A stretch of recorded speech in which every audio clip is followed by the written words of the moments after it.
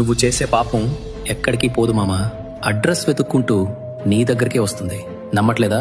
సాక్షాత్తు దేవుడైన శ్రీకృష్ణుడు కూడా కర్మని తప్పించుకోలేకపోయాడు. త్రేతాయుగంలో రాముడుగా ఉన్నప్పుడు చెట్టు చాటు నుండి వాలిని చంపాడు.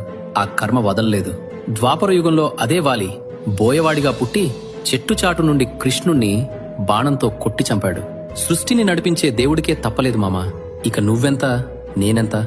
ఈ రోజు నువ్వు ఒకడిని మోసం చేసి గెలిచానని నవ్వుకుంటున్నావేమో, కానీ రేపు నీ కర్మ నీ కోసం వెయిట్ చేస్తూ ఉంటుంది.